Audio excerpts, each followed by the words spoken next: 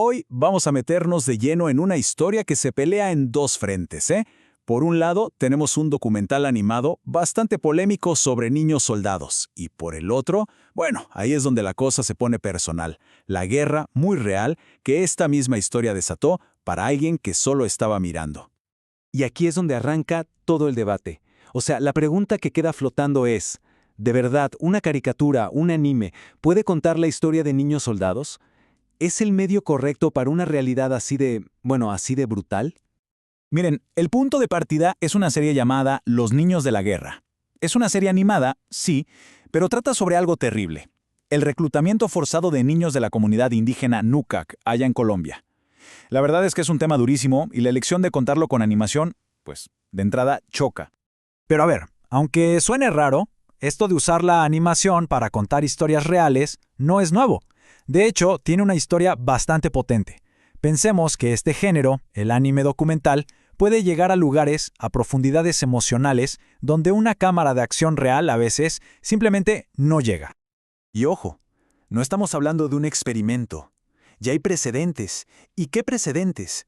Pensemos en joyas como Persépolis, o la que a muchos nos rompió el corazón, La tumba de las luciérnagas.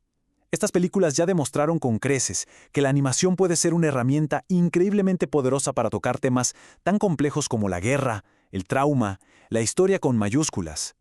Y aquí, creo, está la clave de todo. Como bien lo dice una de las fuentes que consultamos, la animación crea como una especie de respiro, una distancia segura.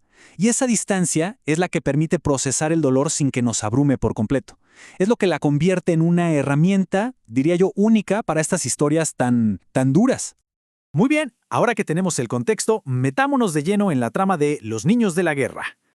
La historia es potente. Empieza con una huida desesperada. Maure, una niña de solo 12 años, guía a otros niños a la selva para escapar de un ataque. Luego viene la supervivencia, ¿no? Usando todo el conocimiento ancestral, aprenden a vivir ahí. Pero no se queden en eso, pasan de ser víctimas a organizar una verdadera resistencia, usando la selva a su favor. Y todo culmina en una batalla final para recuperar lo que es suyo. Es literalmente un viaje de víctimas a guerreros. Claro, como era de esperarse, una serie así desató un debate público. Pero ¿qué debate? La cosa se puso tan intensa que un crítico de medios, el narrador de nuestra historia, fue contactado por una entidad bastante particular, un tal Ministerio de la Verdad, con el único encargo de analizar toda esta controversia. Y bueno, este debate público tenía dos lados muy claros, tal como lo registró nuestro narrador.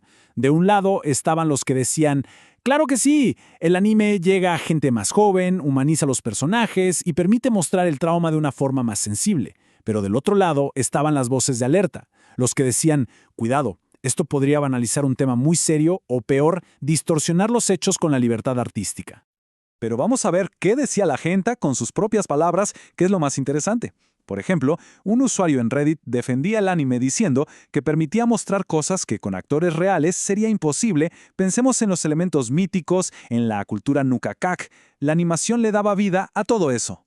Y en la vereda de enfrente nos encontramos con esta opinión en Twitter, un usuario que plantea una duda muy válida y que muchos compartían. ¿Usar anime no le quita peso a una historia pero tan seria? El miedo a la trivialización, de nuevo.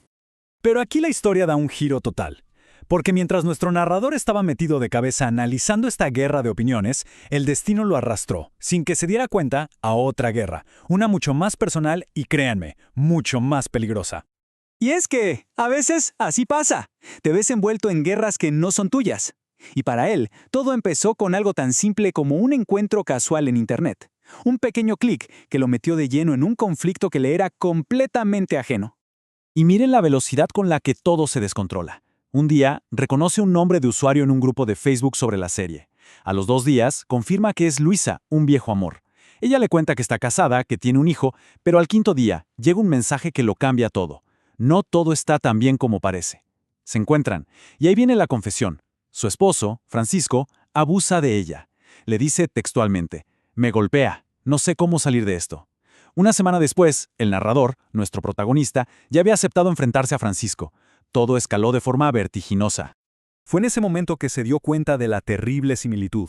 Se sintió manipulado, arrastrado a una guerra ajena. De pronto, el analista se había convertido en un personaje más, pero en una historia de violencia y supervivencia muy real. Una guerra que, en efecto, no era la suya. Bueno, vamos a ver qué pasó después. Cómo esta decisión de involucrarse lo llevó todo hacia un final, francamente, trágico. El enfrentamiento con Francisco fue brutal. El narrador termina en el hospital con costillas rotas, pero algo cambia en él. Mientras se recupera, se entera de que Luisa por fin decidió dejar a su esposo. Y él abandona su rol de observador tímido en redes, toma la historia de Luisa y la publica. El artículo se hace viral y provoca el arresto de Francisco. Pasó de ser un testigo a ser un actor principal. Parecía una victoria, ¿verdad? Pero, lamentablemente, la calma duró muy poco. La historia estaba a punto de dar su giro más devastador. Y aquí viene lo increíble, lo desolador. Cuando Francisco sale de la cárcel, Luisa vuelve con él. En una última llamada le explica al narrador por qué. Volví por Mateo, con la esperanza de que la cárcel lo hubiera cambiado. Tenía la esperanza de que él hubiera cambiado, lo hacía por su hijo. La violencia finalmente la consumió. Una última llamada desesperada. El narrador corre a la casa y la encuentra muerta. Francisco la había matado, y en un rincón, acurrucado, estaba su hijo, Mateo. El peor final posible. Y es aquí donde todo cobra sentido. La historia animada de los niños de la guerra y la historia real de la guerra de Luisa se fusionan, se convierten en una sola.